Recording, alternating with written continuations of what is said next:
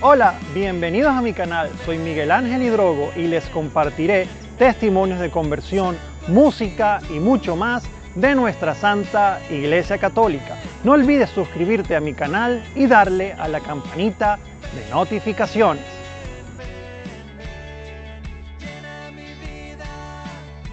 Hola, hola mis hermanos, bendiciones para todos, ¿cómo están? El día de hoy estoy bastante emocionado porque nos acompaña un hermano salvadoreño que se encuentra radicado en México. Él es Jimmy Carranza, así que pues Jimmy, las cámaras son tuyas para que pues las personas te conozcan. Bienvenidos a este canal y pues acá tienes a un hermano venezolano radicado también en Colombia. Bienvenido, Jimmy. Gracias, Miguel, un gusto de verdad poder compartir y colaborar con tu canal. Es una obra muy linda la que haces. Yo he visto muchos de tus programas y me han encantado, sobre todo porque estás llegando con tu imagen y apariencia juvenil a jóvenes, que es a los que más cuesta, ¿que no? Entonces, te felicito, también te felicito por tu trabajo.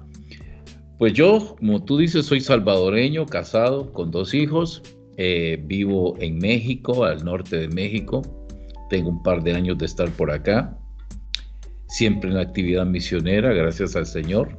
Tengo ya un par de años de haberme acercado al Señor Jesucristo. Puedo decirte que conocí a Jesucristo cuando tenía 7 años. Lamentablemente no lo conocí en la Iglesia Católica, lo conocí en las Asambleas de Dios. Nací católico, mi familia era católica tradicional. Creo que yo soy el producto de los famosos católicos nominales, que son católicos, pero pues nunca van a misa, nunca participan de nada. En mi país tenemos a un santo que se llama San Arnolfo Romero, un mártir, Sí. que me acuerdo que fue el único referente de fe que teníamos en la casa, porque mi papá oía por radio sus homilías, y fue el 24 de marzo o 23 de marzo la última homilía que oímos, porque al día siguiente lo mataron. Y desde entonces no volvimos a saber nada de la fe católica en mi casa. Sin embargo, una hermana de mi papá, tía mía, ella sí estaba cerca de Dios, pero en las iglesias evangélicas. Y un día le pidió permiso a mi papá para empezar a llevarme a las escuelas dominicales, a mi hermano y a mí. Y desde los 7 años, pues quizás empecé a ir a las escuelas dominicales. Y ya te imaginarás, no había nada de fe católica y había mucho de la fe evangélica. Entonces la influencia era muy fuerte, pues es muy grande, ¿no? Y todo el bombardeo anticatólico. Te sé decir que las Asambleas de Dios son de las iglesias pentecostales más light, es decir, no son tan agresivas hacia la iglesia católica. Generalmente las iglesias proféticas sí son las más agresivas. Pero sin embargo había una gran influencia. Y así crecí con una serie de situaciones humanas, existenciales, preguntas, respuestas, problemas en la casa. Mis padres se separaron. Pero sin embargo yo estaba perseverando. Te puedo decir que sí me gustó, me sentía bien. Sin embargo, ahora puedo decirte que no respondían en totalidad a las preguntas que había en mi corazón. Pero no dejaba de ir. Yo nunca fui pastor, nunca fui líder en la iglesia, era un asistente más. Pero sí me estaba convenciendo muy bien, porque recuerdo que había una tía abuela, era católica tradicional, muy arraigada, con grandes costumbres católicas. Su casa, la casa de mi tía abuela, era peor que una iglesia, tenía más santos que la misma iglesia. Y yo le empezaba a criticar. Me acuerdo que mi papá me regañaba porque yo criticaba a mi tía abuela, que le decía, ¿cómo en esta casa está llena de ídolos? Y todo el rollo, ¿no? En contra de las imágenes. Y pues así seguí, hasta que llegué al bachillerato, al colegio, al instituto, a estudiar ya serían los estudios intermedios, ¿no?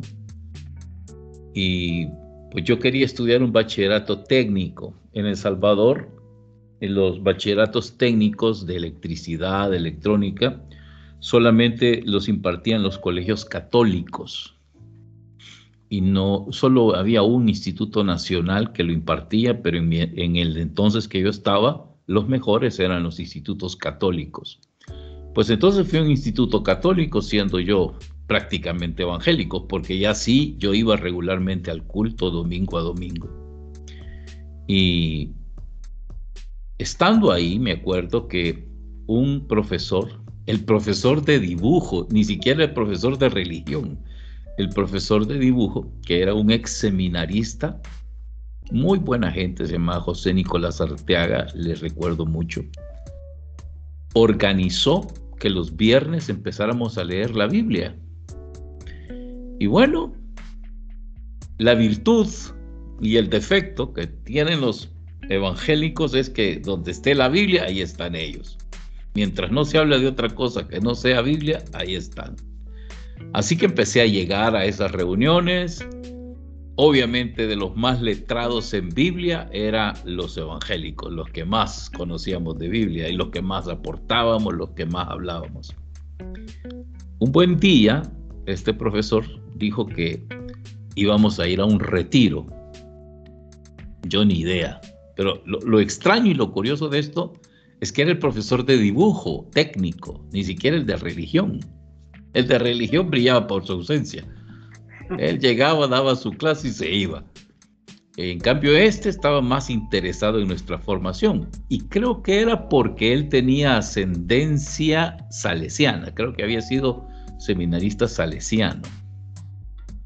Entonces un día nos dijo que se iba a organizar un retiro, que nos invitaba a ir. No era obligatorio del colegio.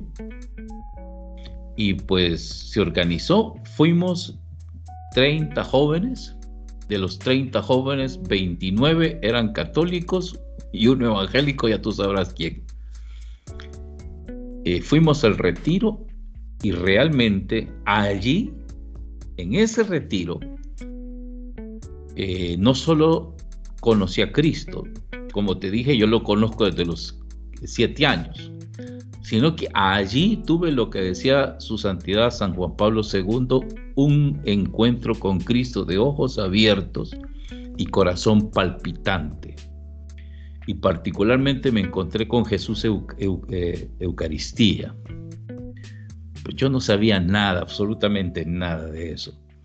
Fue una experiencia espiritual y emotiva muy fuerte, muy intensa, que tocó los quicios de mi vida, de mi mente, de mi corazón.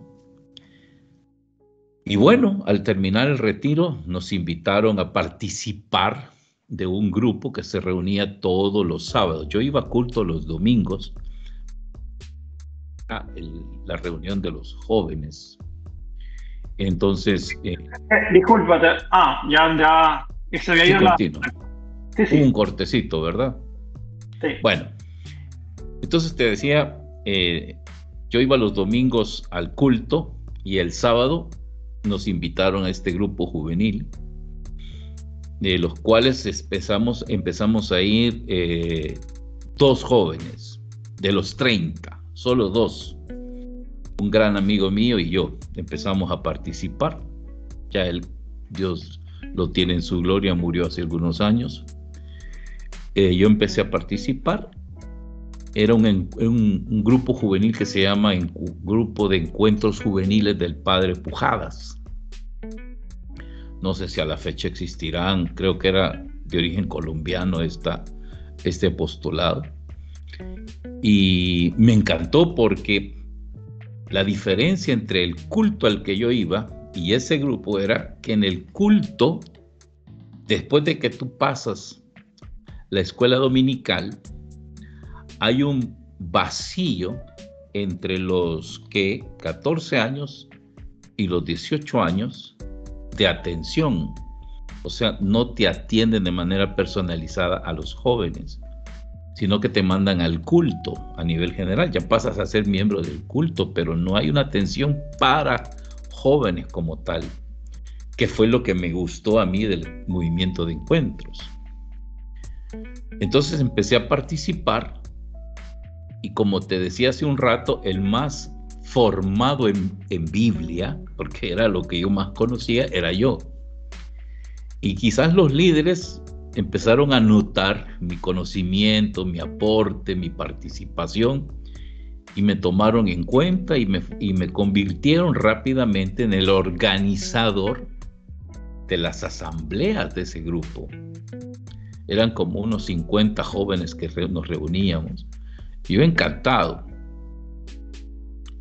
Y lo gracioso fue de que yo me hice líder de las asambleas, pero con mentalidad evangélica, no con mentalidad católica. No creas que yo ya era católico, yo seguía yendo al culto los domingos. Yo ni a misa iba al culto. Pero me hice cargo de la asamblea. Y recuerdo que una vez les di una charla sobre el Espíritu Santo, muy fuerte. Empecé a orar por todos los jóvenes que empezaron a caer en lo que se llama el descanso en el Espíritu Santo. Y ya tú te imaginarás el salón lleno de los muchachos tirados en el suelo, ¿no? Y llega el padre, el cura, el párroco, y va viendo a todos en el suelo y sorprendido me dice: Jimmy, ¿qué está pasando? No, nada, padre, que hemos orado por el Espíritu Santo, porque caiga el bautismo en el Espíritu, y no sé qué, no sé cuánto, pues, y ellos han sido bautizados en el Espíritu Santo. Y me dijo: ¿qué? Nada, estas cosas no se hacen aquí. Vaya, levántense todos. Y fue tremendo, nunca voy a olvidar ese momento. Al día siguiente, a la semana siguiente, me informaron que yo ya no era el organizador de las asambleas. Me quitaron eso. Bueno, pues yo seguí y hice lo que hacen los evangélicos cuando te sacan de una iglesia. ¿Qué crees que hacen? Fundan otra. Así que yo me fui con mi amigo y me salí del grupo y fui a fundar otro grupo al colegio donde yo estudiaba. Y entonces empecé a organizar un grupo de jóvenes y con los mismos compañeros. Yo estudiaba en un instituto de hombres. Entonces empezamos a conquistar, a evangelizar a jóvenes, hombres de ese grupo, de ese colegio. Pero el colegio tenía una versión más femenina, que era un instituto que estaba enfrente. Nosotros éramos de los padres somascos y la versión femenina la dirigían las hermanas y religiosas somascas. Entonces, algunos tenían contacto con las chicas somascas, y de manera que aquel grupo, que inicialmente era solo de hombres, se convirtió en un grupo mixto. De repente el grupo empezó a tener tanto pegue que ya no solo llegaban jóvenes de espiritualidad somasca, sino que empezaron a llegar salesianos, ¿cómo se llaman? Los maristas, y de todas partes empezaron a llegar, y aquello empezó a crecer. Pero te estoy diciendo que era un grupo con corte protestante, tanto que el nombre era Emmanuel. Generalmente las iglesias evangélicas tienen ese nombre, ¿no? Y me convertí en líder, y el grupo llegó a crecer tanto que ya no solo iban los jóvenes, sino que empezaron a llegar los papás. Te estoy resumiendo lo que en algunos años pasó en breve, ¿no? Pasamos de ser unos 10 jóvenes a 500 miembros. ¡Wow! Tremendo. Fue de bendición. Y yo empecé a darme a notar entre la gente, entre las comunidades aledañas. Me empezaron a invitar. Pero hasta ahí, hasta ese punto, estabas hablando con un evangélico infiltrado en la Iglesia Católica.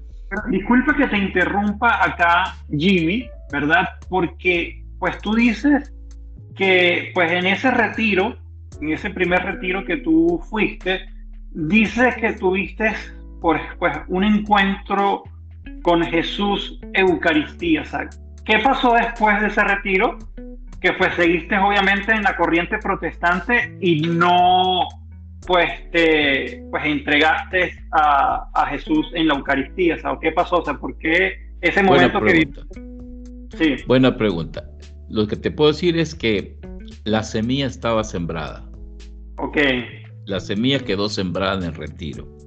No profundicé más por una razón, porque en los grupos católicos, lamentablemente, y lo dicen los sacerdotes, yo escucho misa todos los días a través de YouTube en una iglesia de Manizales, de la Catedral de Manizales, Colombia, y el padre lo dice muy a menudo, el padre Rigoberto Ocampo dice que lamentablemente en los movimientos no se da la catequesis permanente.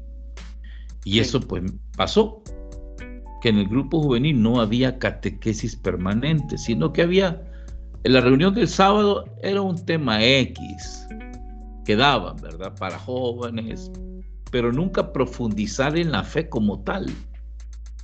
Entonces, para seguir profundizando sobre los temas católicos, no había dónde.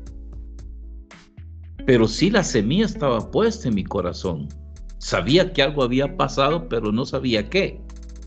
okay. Yo quería amar a Jesús dentro de la iglesia católica, pero mi fuente de alimentación era la iglesia evangélica. No sé si me doy a entender. Sí, sí, claro. Entonces eso era lo que me alimentaba y me daba fuerza para perseverar en la iglesia católica y hacer lo que estaba haciendo en la iglesia católica. Y a eso voy a lo que te quiero contar. Como ya yo gozaba de cierto prestigio, ya las comunidades me empezaban a invitar a dar charlas. Y un buen día, te resumo rápido, llegaron unas señoras de otro departamento de mi país y me invitaron a dar una charla. ¿Te imaginas qué fama había agarrado que ya de otros departamentos me conocían? Y yo les dije, sí, claro, con gusto. Y me dicen, recuerdo las señoras me dicen, hermano Jimmy, seguramente usted debe de hablar lindas prédicas de nuestra madre, la Virgen María. Ya me dije yo. O sea, yo había dicho, Jesús, yo contigo todo, pero con esa señora ni me meto. De la Virgen María quieren que les hable. Y yo en el momento acepté, dije, sí, claro, con gusto, cuando quiera, ya lo puse en agenda. Pero ya yo en mi mente decía, ¿yo qué les voy a hablar de esa señora? Yo no sé nada. Pero bueno, les voy a hablar lo que yo sé y lo que a mí me han enseñado de esa mujer. Y para reforzar lo que voy a hacer es, voy a agarrar los documentos de la iglesia y con sus propios documentos les voy a demostrar qué equivocados están, como la manera en que tienen de adorar a esta mujer. Y empecé a estudiarme, estoy hablando de un joven de 20 años, el Marialis Cultus, el Redentoris Mater, todos los documentos de María, el Lumen Gentium, todos los textos bíblicos que hablan sobre la Virgen María, y me preparé. Y a mayor lectura, a mayor profundización sobre los estudios de María autodidacta que yo me estaba haciendo para esa charla, mi corazón, Miguel, se iba quebrando. Wow. Porque me daba cuenta que todo lo que yo había aprendido era mentira, no era cierto. Y había una frase, nunca la voy a olvidar, que lo dice la Lumen Gentium. Dice que la devoción estéril que muchas veces tenemos a María Santísima debe convertirse en una devoción que consista en la imitación de sus virtudes. O sea, la verdadera devoción a María Santísima consiste en la imitación de sus virtudes, no en la adoración a ella como tal. Y eso como que cerró con broche de oro esa etapa de mi formación. Tanto que a partir de ese día, todos los domingos empecé a ir a misa. Yo estaba estudiando ingeniería eléctrica a esas alturas en la universidad. Dejé mi carrera y me cambié en la misma universidad. Estaba estudiando en una universidad católica porque, como te dije, las universidades católicas y los institutos católicos eran los mejores en cuestiones técnicas. Entonces, retomando, estaba estudiando ya ingeniería eléctrica en la universidad. Era una universidad católica porque, como te dije, los institutos y las universidades católicas eran las que tenían las mejores carreras en técnicas. Pero me salí de la ingeniería a raíz de aquel momento de ardor en mi corazón, que me pasé a estudiar un profesorado en ciencias religiosas. No te cuento ni qué fue lo que pasó en mi familia porque se hace largo esto, ¿verdad? Ya mi papá, tú sabrás todo lo que me dijo y no me dijo. Y censuraríamos el programa si te digo las palabras que usó. Pero yo empecé a estudiar el profesorado en ciencias religiosas y ahí sí empecé a profundizar ya en lo que tú me preguntabas, la Eucaristía. Bien recuerdo mi primer libro que se llamaba Teología Dogmática, un curso sobre teología dogmática que es de lo más difícil, lo que sería anatomía en medicina, en profesor en ciencias religiosas es teología dogmática. Y el primer libro de texto que yo usé, nunca lo voy a olvidar, se llamaba Eucaristía y Sacramentos, escrito por el cardenal Joseph Ratzinger. O sea, pegué un salto cuántico del pastorcito de mi iglesia evangélica al cardenal Joseph Ratzinger. No sé si tienes idea de lo que te estoy hablando. Tanto que cuando yo leí ese libro, para mí estaba escrito en chino. No entendía nada de lo que decía. Lo leí como 30 veces para poder entender lo que decía el cardenal y empezar a profundizar sobre la Eucaristía. Entonces, mi acercamiento a la doctrina, a la vivencia católica fue muy intelectual, porque había que desmontar todo lo que yo tenía en mi cerebro basado en las verdades de la Iglesia Católica. Por eso mi canal se llama ¿En qué creemos los católicos? Porque fue para mí esa pregunta. Bueno, ¿y en qué creemos los católicos realmente? Y empecé a conocer de la Eucaristía y me di cuenta de la presencia real y verdadera de Jesucristo en la hostia consagrada, de todo el proceso de la consagración, de toda la teología mariana en torno a los dogmas de María, y así de cada una de las cosas correspondientes a nuestra fe.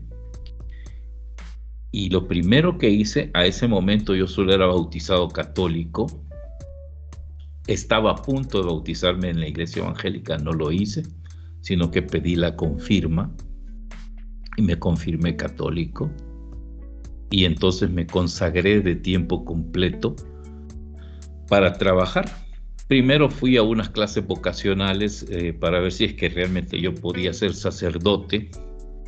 Y yo les digo muy claramente a los jóvenes, cuando llegaron a la etapa de que dijeron, bueno, los sacerdotes son célibes, no se casan, se consagran totalmente a Dios. Yo dije, con permiso, nos vemos, eso no es para mí. Yo sí quiero familia, yo sí quiero tener hijos, esposa. Entonces empecé a orarle mucho a Dios y me dediqué de tiempo completo. Dios ha sido bondadoso, ha sido providente, ha sabido cumplir sus promesas, nunca me ha desamparado. La palabra de Dios así lo dice. Nunca se ha visto un justo desamparado, ni sus hijos mendigando pan. Y ya pues desde el año 84 a la fecha, pues yo le sirvo a Dios de tiempo completo y me he dedicado a profundizar en la fe y así enseñarla. Ese ha sido mi fuerte, la enseñanza de lo que realmente creemos los católicos. Ahora, mi conexión con la iglesia evangélica totalmente se rompió. Ya dejé de ir a la iglesia evangélica. Mi tía lamenta la fecha, sigue lamentando el que yo me haya separado de los separados. Lo sigue lamentando, me lo sigue recriminando la pobrecita. Y máxime, pues ya sabe que yo soy líder en la iglesia católica. Pero sí te puedo decir, yo no tengo un horror y un pavor contra ellos. Porque ahí conocí gente muy buena y que, como te decía la otra vez en el comentario, hay gente que verdaderamente da testimonio de su fe. Que son evangélicos porque pues eso es lo que conocieron, ¿no? Pero hay gente que da buenos testimonios. Yo he conocido pastores muy gentes, muy buenos, personas correctas. Y como en todo, también he conocido gente que deja mucho que desear. Igual que nuestra iglesia, ¿sí? Igual que nuestra iglesia, no me extraña. Hoy en día hay, con esto de las pandemias, de las críticas al Santo Padre, me duele en el corazón ver como muchos predicadores de renombre, muy conocidos, han empezado a despotricar en contra del Santo Padre, de los obispos, generalizando o estandarizando las conductas de algunos obispos como que si todos fueran así. Y es duro porque lejos de contribuir a la unidad de nuestra fe, están contribuyendo a la desunión. Y eso es peligroso, eso es peligroso.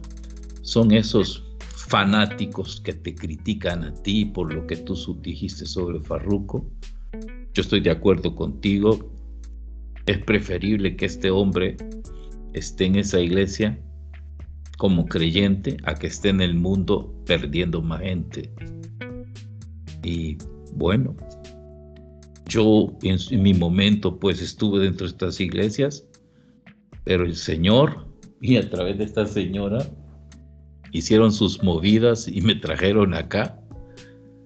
De los 30 jóvenes que fuimos a aquel retiro, uno de ellos murió, que era mi amigo.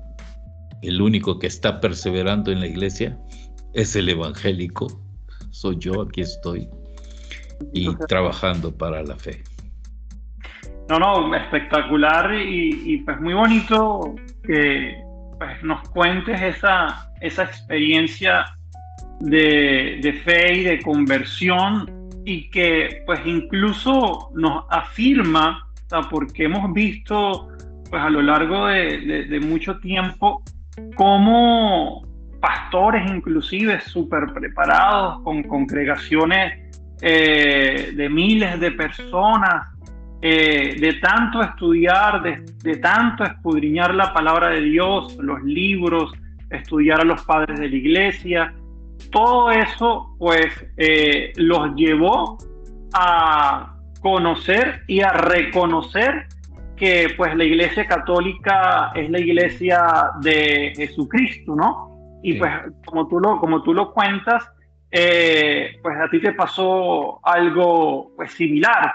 Primero pues tienes ese encuentro con el Señor en la Santa Eucaristía, en ese retiro, y luego de profundizar pues desde el punto de vista intelectual y de investigar y de estudiar, pues obviamente el Señor te confirma que es acá donde debemos estar los cristianos, y también pues obviamente buscar esa unión que tú hablas, que pues tristemente dentro inclusive de la misma católica hay tantos grupos y tantas cosas que pues están más bien jugando a un cisma y no a una unión. ¿Ok? Entonces yo te hago una pregunta. ¿Ok? Bueno, Jimmy, yo te quería preguntar, en vista de que tú, pues así como muchos otros protestantes, inclusive pastores, han pues descubierto entre tanto estudio de las Sagradas Escrituras, de los padres de la iglesia, pues que la verdadera iglesia de Jesucristo es la iglesia católica. ¿ok? Porque se formaron, porque estudiaron y de esa forma fue que pues entendieron dónde estaba la verdad de Jesús. ¿Por qué? Pues hoy en día vemos que hay muchos, entre comillas, como se dicen, católicos que inclusive lo promocionan con esa famosa frase: yo era católico y ahora sí de verdad conocí a Cristo en esta iglesia evangélica, pues de las tantas cientos de miles que existen. ¿Por qué tú crees que ocurre ese fenómeno? Pues aparte de que obviamente pues la gente no se quiere instruir, o sea, es solamente falta de catequesis o que la persona no quiere buscar, o cuál tú crees que es ese fenómeno de que pues hay algunos católicos que se van a cualquier iglesia evangélica y que por el contrario hay pentecostales, protestantes, evangélicos que estudian tanto que regresan a la iglesia católica o por primera vez pues entran a la iglesia católica? ¿Por qué tú Bueno, crees que es eso? el mismo Su Santidad San Juan Pablo II, en la Catequesis Tradense, dice que una de las cosas que debemos cuidar de manera muy delicada es nuestra formación. Cuando yo fundé este apostolado y tuve que presentárselo al obispo, a mi obispo de la diócesis a la que yo pertenecía, tuve que justificar, como todo proyecto se tiene que justificar las razones. Entonces hice un estudio sobre los factores precisamente que hacen que ocurra lo que tú me preguntas. Y descubrimos con la gente que trabajaba conmigo que existen dos factores que yo les llamaba los factores IR, los cuales son ignorancia religiosa y la indiferencia religiosa. Esos son los dos factores.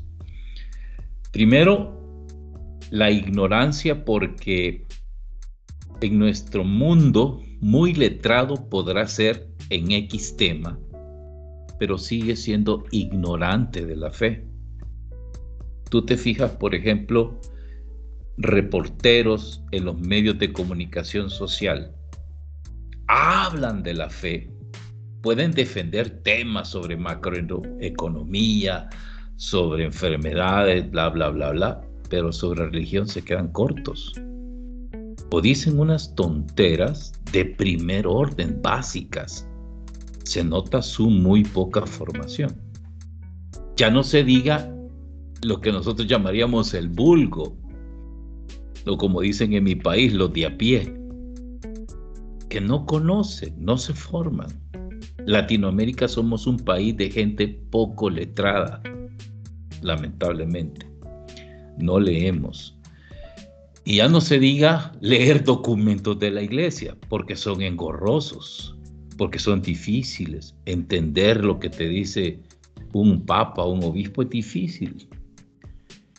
Y segundo, la indiferencia religiosa, porque ser religioso, ser cristiano, requiere una cuota de sacrificio que la gente no está muy dispuesta a dar. Y si tú te fijas, muchos evangélicos no se confiesan porque es más fácil confesarse con Dios que con un hombre. Claro, porque confesarse con un hombre implica un sacrificio, ¿no? Entonces ellos no quieren enfrentar ese sacrificio. Buscamos la vía más fácil, no enfrentarnos a. Estamos. No tienen que cumplir una serie de requisitos. Yo recuerdo en la iglesia evangélica, el pastor, si Dios le decía que su esposa no era la que Dios quería, se la cambiaban y ya no había problema.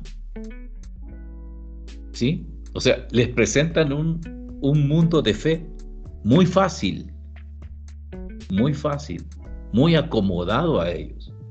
En cambio, en el catolicismo es un poco difícil, es un poco engorroso. Tenemos que decirlo porque así es. Sí, así es. Los santos no son santos por su linda cara. Son santos porque hicieron una cuota de sacrificio superior a lo del promedio. Entonces, eso es lo que a la gente no le gusta, por eso son indiferentes a la fe. Son indiferentes. No les gusta comprometerse, no les gusta tener ciertos sacrificios. Bueno, tú lo verás, por ejemplo, en Semana Santa, cuánta gente. La iglesia solo nos pide un día al año, ayuno y abstinencia obligatoria.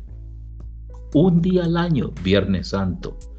Y cuánta gente dice, ay no, que yo tengo gastritis, que a mí el médico me lo prohíbe. Un día al año. Ni siquiera te lo pide todos los viernes. Un día al año. Entonces, la gente es así, prefiere la vida más cómoda. Ese día no puedes ni ir a fiestas, ni comer carne, ni divertirte. Pero es un día. Pero la gente, no, pues ¿cómo voy a sacrificar ese día más que es el día cúspide de la vacación? Que no.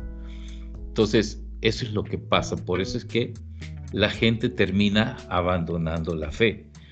Pero pasa que llega un momento crítico, duro en su vida, donde tienen que agarrarse de algo. Y aparece el mundo evangélico, con sus bondades, porque no voy a decir que tienen maldades, tienen bondades. Y los cautivan, los ganan, les presentan una solución fácil. Y pues caen, aceptan a Cristo y ya. Y sus mundos cambian. Entonces vienen y le echan la culpa a la Iglesia Católica. Es que cuando yo era católico nunca me enseñaron de esto. Una anécdota, mi papá. Tú no sé si conociste al padre Jorge Loring. Sí, claro. El padre Jorge Loring era muy conocido en El Salvador porque lo pasaban por televisión. Y mi papá un día me llama muy emocionado. Mira, fíjate que estuve viendo a este señor, que no sé qué bien habla. Era duro. Y, sí, por eso le gustaba a mi papá. Y me dice mi papá, ¿y por qué? Me dijo, los curas no enseñan eso. Espérate, papá, le digo, él es cura. Y a mí, los curas me han enseñado lo que sé. Pero yo en las misas no oigo que digan esas cosas. Y le digo a mi papá, con todo respeto, si vos ni a misa vas. O sea, ¿cómo vas a venir diciéndome que los curas no hablan esas cosas si no vas ni a misa? O sea, ¿cómo podemos formarnos si ni siquiera queremos hacer lo mínimo? Pero en las iglesias evangélicas terminan hasta dando el diezmo. Terminan yendo a la iglesia todos los domingos, disciplinadamente. Pero es por eso. Porque en la iglesia evangélica sí te presentan un mundo más fácil, más light, ¿de acuerdo? Con solo decirte algo, la famosa, decrete que eso se va a cumplir y así será. Pues qué fácil va. Y no solo es eso, yo te quiero compartir, yo aparte del profesor en ciencias religiosas soy psicólogo y a la gente le cuesta seguir ciertas disciplinas para tratamiento psicológico. Prefieren mejor decretar, decir cosas. Mira, sí, te iba a hacer otras preguntas porque pues, ya que tú estuviste tantos años también pues en la iglesia evangélica y aparte que también pues evangeliza a las redes sociales, ahorita vamos a hablar también sobre tu canal y tu apostolado en las redes sociales, y me imagino que tienes este tipo de comentarios todos los días, ¿ok? Y como tú estuviste allí, pues me imagino que vas a saber cómo poder responderme estas preguntas que te voy a hacer porque obviamente pues yo sé cómo responderle, pero quizás hay personas que quizás por esa poca formación a veces quedan mudos cuando quizás un hermano evangélico con 2 o 3 frases se las dicen y el católico pues queda como sin armas porque no sabe cómo responder porque obviamente pues no lee la palabra y pues no se forma, ¿no? Claro. Pero por ejemplo cuando te dicen a ti que eso pues, está de hecho muy de moda entre los jóvenes evangélicos por las redes sociales, ¿okay? De hecho me comentan a mí todos los días en mis diversas redes sociales, cuando te dicen Jesús no es religión, sino es relación. ¿Qué tú responderías sobre eso? Justo me acaban de cuestionar una persona en el Instagram sobre esto. Y me lo cuestionó una persona que dice ser experto en sociología. Porque la chica que es mi community manager subió un post sobre eso, sobre que la religión es la relación con Dios. ¿Qué cosa que dice el catecismo? Pues así lo dice.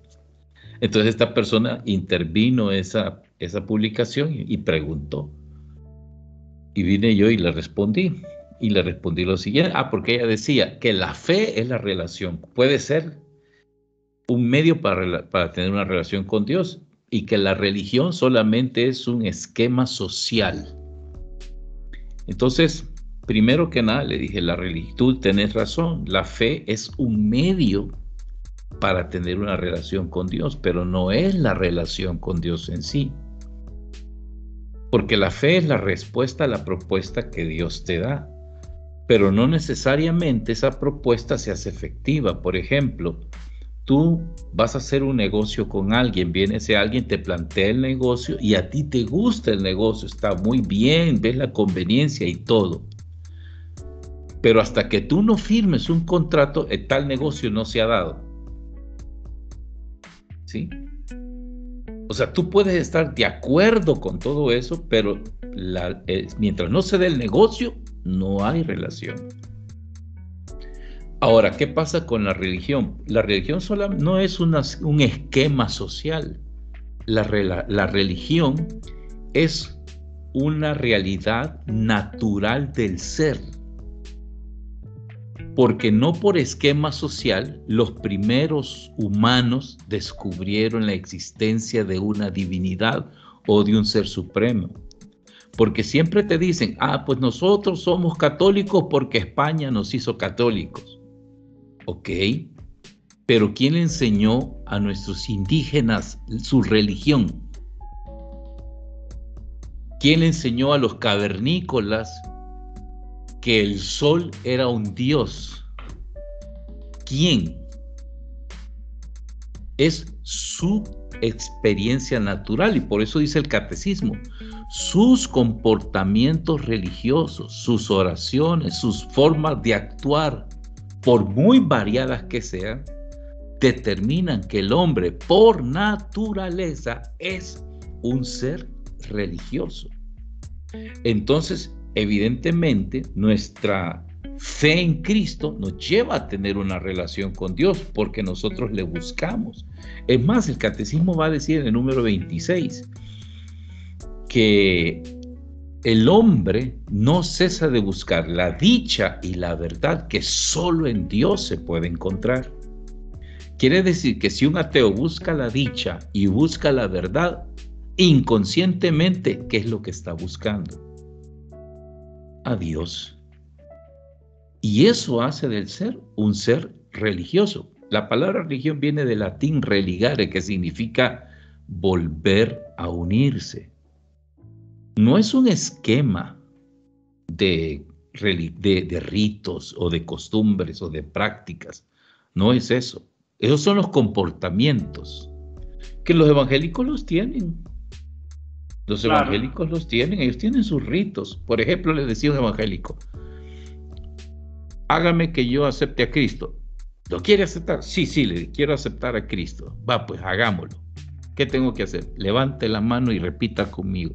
O sea, vamos a hacer un rito. No, esto no es un rito.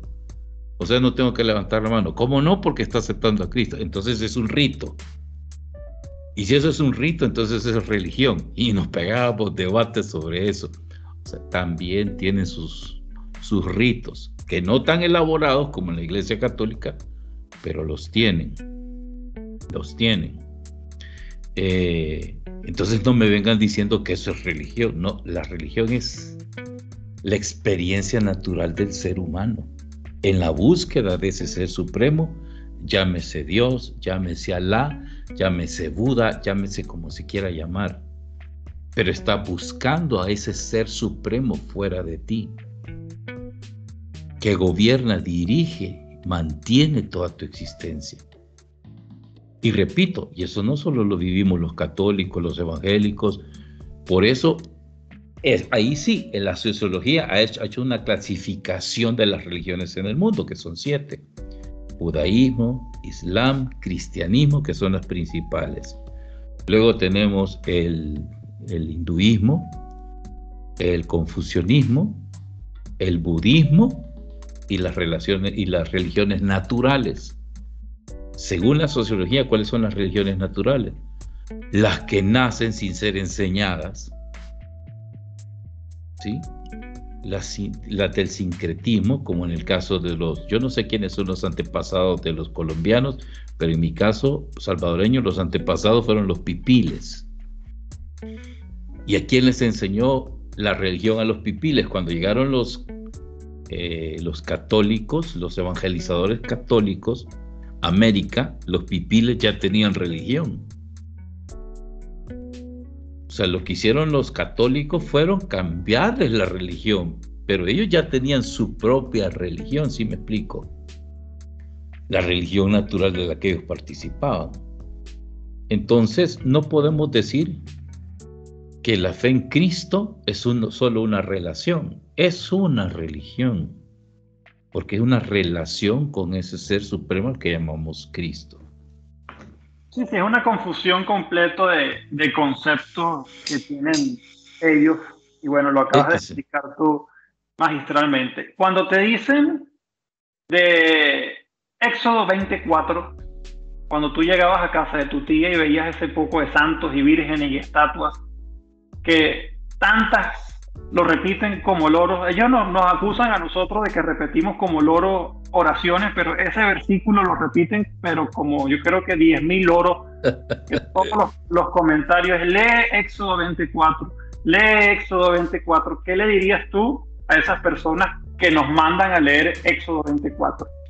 Primero, le diría a un católico, lo que ellos nos plantean, los evangélicos, no son argumentos, son parlamentos.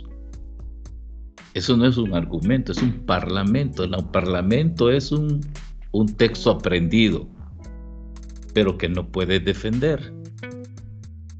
Porque ellos vienen equiparando 3 conceptos y los mezclan como que fueran unos: santos, ídolos, imágenes. Y para ellos los 3 son sinónimos. Ahí empecemos la ignorancia que ellos tienen en su argumento. ¿Quién es un santo? San Pablo dice que santo es el que participa del pueblo santo de Dios. Así lo dice San Pablo. Jesús Adrián Romero dice que en una de sus canciones que Dios nos ha hecho santos, dice él. Porque así dice, porque Cristo nos santificó. Es un concepto equivocado, pero es diferente al concepto que tienen estos que dicen que las imágenes son santos. El santo es una persona que por sus méritos de vida ha alcanzado un estatus que merece ser imitado. Y nosotros lo etiquetamos con ese título, santo. Como los colombianos. Los colombianos, ¿a quién no le dicen doctor? Como por respeto, mire doctor, tal cosa. A lo mejor el fulano no es nada, pero por respeto le dicen doctor. Pues es un título, ¿no? Que le damos a los que nosotros sabemos que han alcanzado un mérito. ¿Quién es un ídolo? Una persona, cosa o lugar que nosotros creemos que es Dios. ¿Sí? Por ejemplo, si yo veo a la Virgen María, yo no digo, oh Dios María. Para mí María no es Dios. Para mí San Juan Bosco no es Dios. Para mí el Cristo que está colgado en la cruz en la iglesia no es Dios. Entonces hay un concepto equivocado.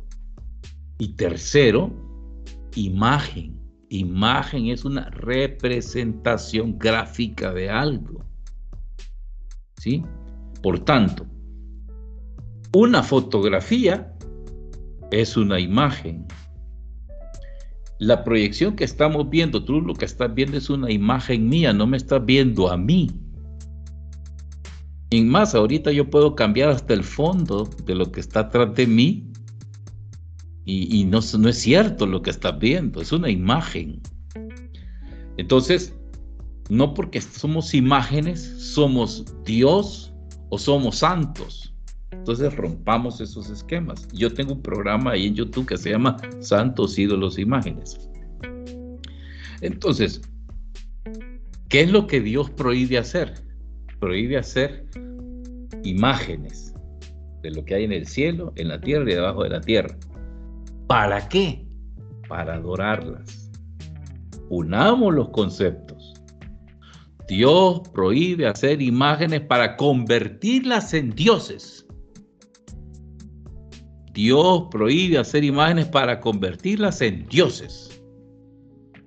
Porque si Dios no quisiera que hiciéramos imágenes, preguntémonos por qué mandó a Salomón a hacer en la entrada del templo una pila sostenida por 12 bueyes de oro, imagen de lo que hay en la tierra. ¿Sí? Y alrededor de la pileta, unas figuras de qué eran, no recuerdo, eran verduras o algo así, no recuerdo muy bien, pero imagen de lo que hay en la tierra. En el templo principal, en el altar mayor, ¿qué mandó hacer Dios? 2 ángeles de 12 metros de envergadura de ala a ala, imagen de lo que hay en el cielo.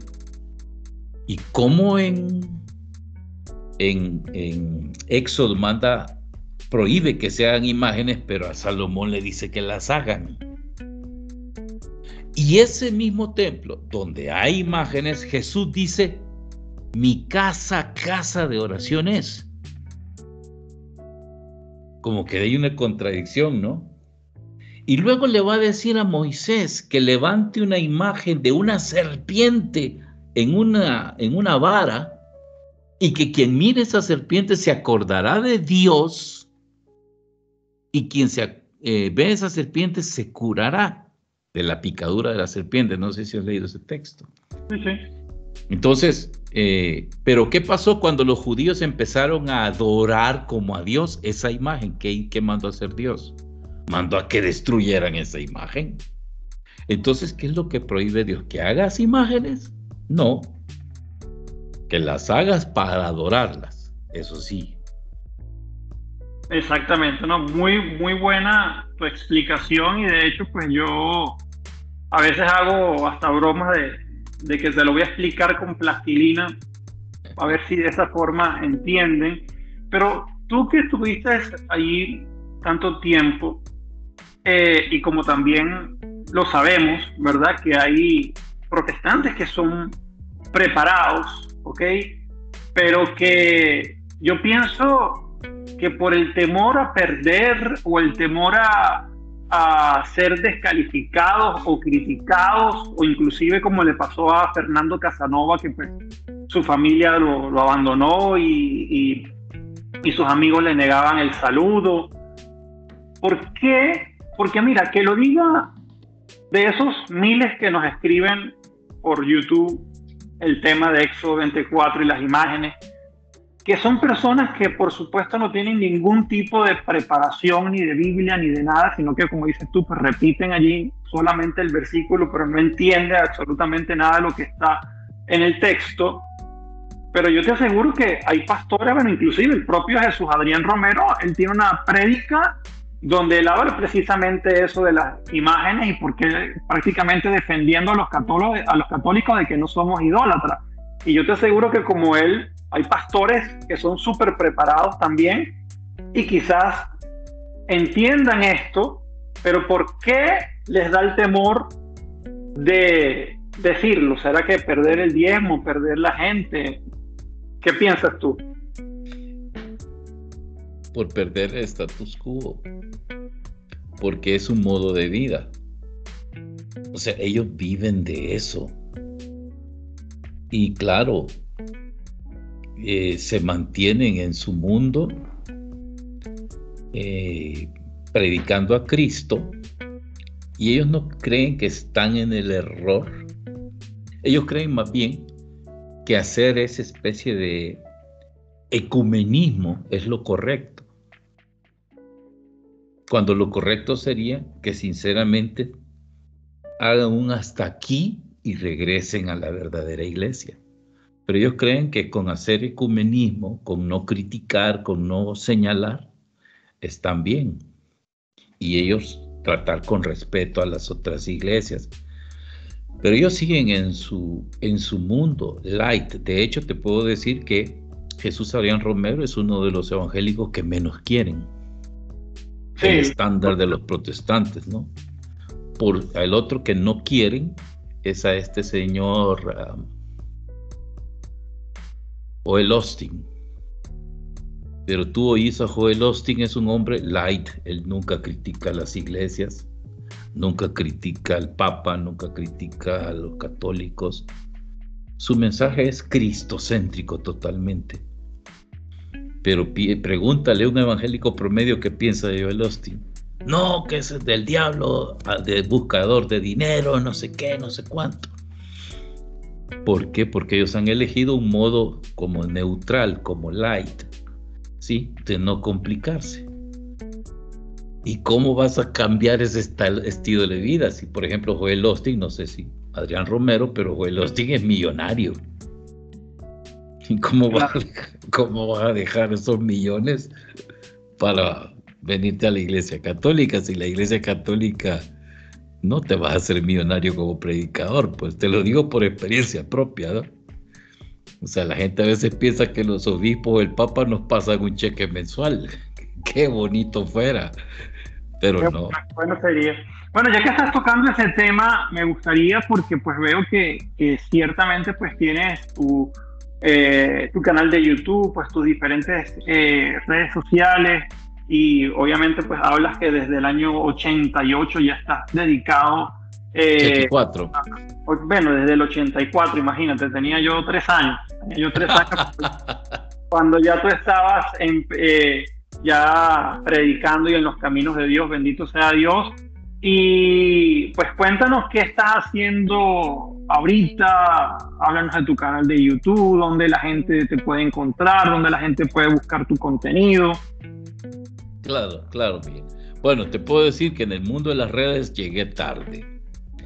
Esto de las redes ya tiene rato de estar.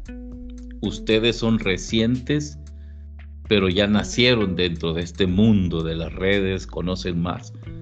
Yo ya soy un hombre de 54 años y digo llegué tarde porque hay cosas que yo todavía no entiendo de las redes, ¿no? Por ejemplo, esos benditos algoritmos, todavía no sé ni qué es eso, ni cómo se come. Pero, sin embargo, me aventuré a este mar, como dice el Señor Jesús a Pedro, tuquin altum, rema mar adentro. ¿Qué hay que hacer, pues? Y empecé a meterme. Recuerdo que estaba yo en El Salvador, tenía un canal de televisión, un programa de televisión en la televisión nacional. Y un amigo que ya estaba dentro de las redes, que él era un hombre, un ingeniero informático, me dijo: Jimmy, ¿por qué no subiste un material a YouTube? Y yo le dije: ¿qué se puede eso? Pues claro, me dijo, sí se puede. Y en aquellos entonces solo se podían subir 15 minutos. Bueno, entonces lo voy a hacer. Dime cómo se hace. Y empecé a hacerlo. Incipientemente empecé. Y poco a poco fueron aumentando el tiempo posible para estar en YouTube, hasta ahora que ya puedes tener todo el tiempo que quieras. Y empecé, pero empecé muy simplemente. Yo subí el video sin el propósito de que me dieran likes, que se hiciera viral, nada. O sea, subía porque ahí estaban. Pero de repente empecé a oír gente que me decía: Jimmy, ¿por qué no haces esto? ¿Por qué no haces lo otro? Hable tu página de Facebook y no sé qué, no sé cuánto.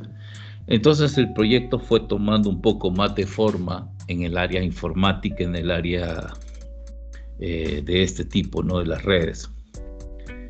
Y ya le di colores y formas, logos y toda la cosa al canal.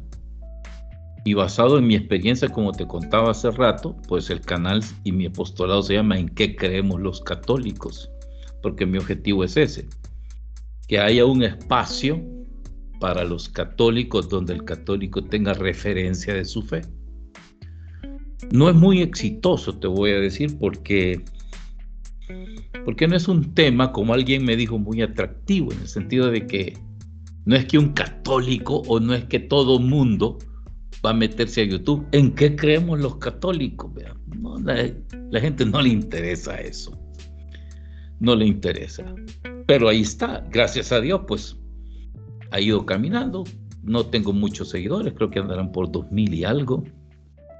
Luego abrí la página.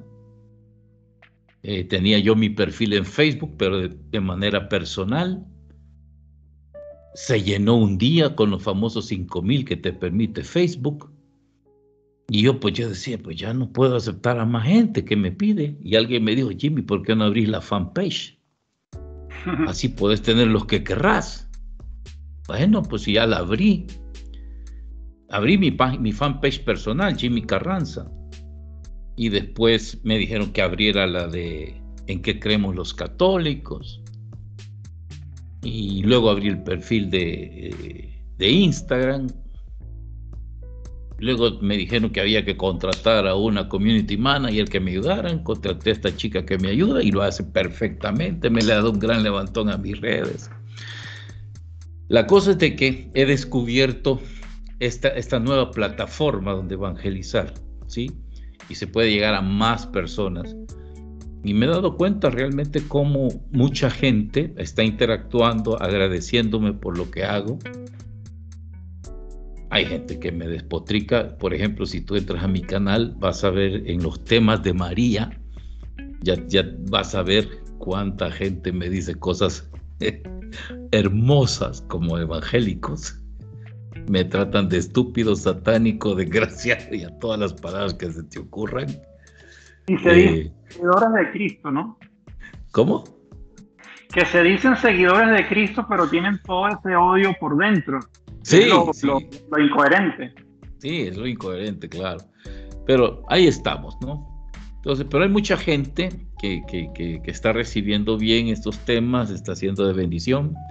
Quizás la mayor de las bendiciones que recibí dentro de las redes fue hace unos meses que recibí un comentario de un niño de no sé qué país que me dijo, mire, señor, me dijo, mi profesora nos ha mandado a ver sus programas para nuestra clase de religión y me han encantado.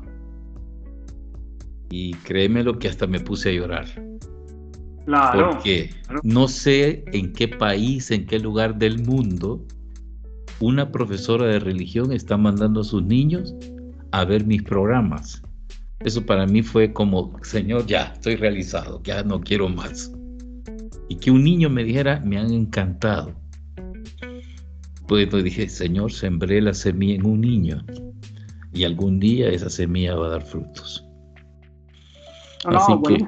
Y es una gran bendición que lo hagas, Jimmy, y aunque obviamente a veces parezca poco comparado con otros, pero recuerda que el Señor va precisamente guiándonos hacia qué caminos debemos seguir y tú vas sembrando esa semilla en cada una de las personas que están viendo tu contenido. O sea, yo te puedo contar una anécdota rápidamente. Un día yo estaba en la JMJ en Panamá, en la Jornada Mundial de la Juventud, íbamos a estar con el Papa a cantar y todo esto, y yo estaba súper emocionado porque yo me veía, o sea, porque obviamente pues uno siempre tiene ese ego humano, o sea, que busca un poco de reconocimiento, y yo veía los videos de las grabaciones de ediciones anteriores, y yo veía miles de jóvenes ondeando banderas, cantándole a Cristo, y yo me veía ahí, ¿no? Buenísimo.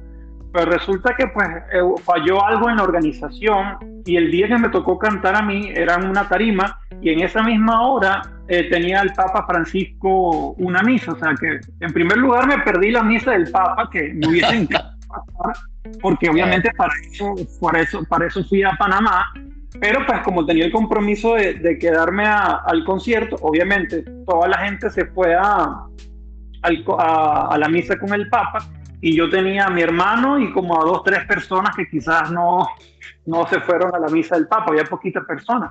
Y obviamente yo decía, pues yo no voy a cantar, o sea que hay dos personas ahí, ¿para qué voy a cantar? Si yo me imaginaba miles de personas, pero luego claro. el Señor tocó mi corazón y yo dije, Señor, yo te vine para cantar a ti, yo te sirvo es a ti, no a las miles de personas que yo pensaba que me iban a aplaudir a mí. Y pues yo hice el concierto, Jimmy, como que si hubiesen 100.000 personas. Y yo canté, yo adoré al Señor con toda mi fuerza, con todo mi corazón. Y se me acerca un ingeniero de sonido, porque obviamente pues, estaban los ingenieros allí con lo de los instrumentos y la música. Y se me acerca, me dice, Miguel, ¿cómo yo puedo buscar esa canción que tú acabas de cantar, que hablas de Jesús, de adoración, de la Eucaristía? Porque yo estaba lejos de Dios y esa canción tocó mi corazón. Y yo dije, wow, Dios mío, o sea, tú me trajiste para acá para que yo cantara y ese Señor, uno solo, estuviese ahí presente.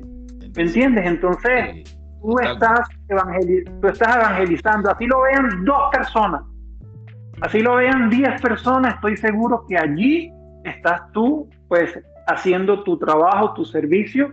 Y pues obviamente yo le pido a las personas que están viendo y van a ver esta entrevista, porque pues Dios me ha dado esa gran bendición de que este canal está llegando a muchísimas personas, está creciendo muchísimo, que por favor ingresen y se suscriban al canal de Jimmy, porque pues allí van a encontrar eh, material muy valioso para fortalecer nuestra fe, para aprender y para que nunca nos confundan nuestros hermanos separados, que aunque a veces vienen con buenas intenciones, por supuesto lo que buscan es sacarnos de la verdadera iglesia de Jesucristo. Así que por favor suscríbanse a este canal. Ok, bueno, ya por último, Jimmy, me gustaría saber, porque creo que por el tema del pequeño corte que tuvimos, no terminaste, creo, esa historia. Sí contaste que pues obviamente cuando te mandaron o te invitaron a predicar sobre la Virgen María y tú no sabías absolutamente nada, y cuando te Ah, pusiste a leer los documentos, okay, de la iglesia que hablaban sobre la Virgen, por supuesto, pues allí te quebraste y conociste del amor maternal de la Santísima Virgen. ¿Qué pasó? O sea, predicaste al final. Cuéntame esa historia, esa parte de la historia que no la concluimos. bueno, me invitaron las señoras, ellas llegaron, pasaron en un lugar a recogerme porque iban a ir varias en una sola camioneta, en un solo microbús, no sé cómo le llaman en Colombia a estos camiones, estos carros que tienen bastantes pasajeros. Nos llegaron a traer y en el camino, como yo no sabía nada, pero ya en el camino yo ya estaba convertido a María, pero todavía no sabía el rosario, por ejemplo. Las señoras me dijeron, hermano Jimmy, ¿por qué no dirige el rosario? Y yo les dije, les salí con una salida olímpica, hagamos una cosa, hermanas, recen el rosario, yo en medio de cada misterio voy a hacer una oración profunda. Y las hermanas muy contentas y fue de bendición porque hasta lloraron en medio de las oraciones que hacía. Y al fin llegamos al lugar donde iba a dar la prédica. Estando ya en el momento, me paré, me guardé silencio unos segundos y les dije, hermana, quiero que sepan que yo les iba a predicar sobre la Virgen, un tema distinto al que les voy a dar. Yo les iba a hablar en mal de la Virgen por estas y estas y estas razones, pero después de lo que me ha pasado, mi tema es este. Así que a partir de ahora yo me declaro cristiano católico, mariano, apostólico y romano. Y las señoras aplaudieron, fue muy bonito el evento. Y esa misma prédica, no la de ese día, pero esa misma prédica la di muchas veces, y en una de esas veces la grabé y ahí la tengo en YouTube. Ah, buenísimo. Ahí está, se llama Los Dogmas de María Santísima. Entonces, pasó que Dios tocó mi corazón, las señoras muy contentas, y a partir de ese momento, pues, a profundizar. Y empecé a recopilar recuerdos de cómo María fue interviniendo paulatinamente en mi historia de la salvación. La teología te enseña que la historia de la salvación es la misma historia humana, solo que con la intervención de Dios. Esa es la gran diferencia. Entonces, mi historia de la salvación, María estuvo presente en cada momento en mi conversión. Y por culpa de ella, bueno, de hecho fue en la parroquia de la Basílica de Guadalupe en El Salvador, donde yo me convertí al catolicismo, y ella ha sido como mi punta de lanza, la que va al frente abriéndome puertas, abriendo caminos en mi vida. Me consagré a ella porque después fui a trabajar con un sacerdote franciscano que era muy, muy mariano. Me inculcó mucho, mucho acerca de María, y el amor de María pues ha empapado, ha impregnado mi vida, y creo que me ha dado como humano, como hombre, ciertos elementos que a veces los hombres no tenemos, como la sensibilidad, el amor, la ternura, el cariño que uno siente por las personas, por los hijos, por mis padres. Yo había guardado muchos rencores hacia ellos de la juventud. Gracias a María pues han sido superados. Como te digo, lo que dice el Lumen Gentium, que la verdadera devoción a María no consiste en una devoción estéril, sino en una imitación de sus virtudes. Y pues a partir de aquella prédica fue lo que más ha quedado en mí. Obviamente estoy lejos de imitarla totalmente, pero cada día trato de dar un pequeño paso en ese caminar junto a María. Y la quiero mucho. De hecho, son varios temas los que tengo sobre ella y en mi canal. Qué bendición, qué bendición. Bueno, de verdad que Jimmy, de verdad fue para mí pues un placer haber compartido este espacio, esta entrevista donde pues nos cuentas ese camino de conversión desde pues la Iglesia Pentecostal Evangélica hacia el catolicismo. Hoy en día pues hoy en día no, desde hace ya muchos años le sirves a Dios y a su Santa Iglesia a través de la evangelización pues por diferentes medios. Y pues nuevamente invito a las personas que pues te suscriban a tu canal. Me mandas ahorita los links de tu canal de YouTube y de tu perfil de Instagram, de tu Facebook, y yo lo coloco acá en la caja de comentarios, en la descripción, para que las personas solamente le den el link y se puedan suscribir. Espero poder tenerte acá nuevamente en el canal, Jimmy, poder conversar de otros temas. Estoy seguro que la gente va a quedar encantada y estoy seguro que van a pedir una segunda parte. Así que pongamos todos en manos de Dios y de la Santísima Virgen para Amén. Que pronto se dé nuevamente. Así que pues acá tienes un amigo, un hermano en Colombia, y pues nos queda despedirnos. Como yo siempre digo, los quiero mucho, se me cuidan. Chao, chao. Muchísimas bendiciones. Hasta luego.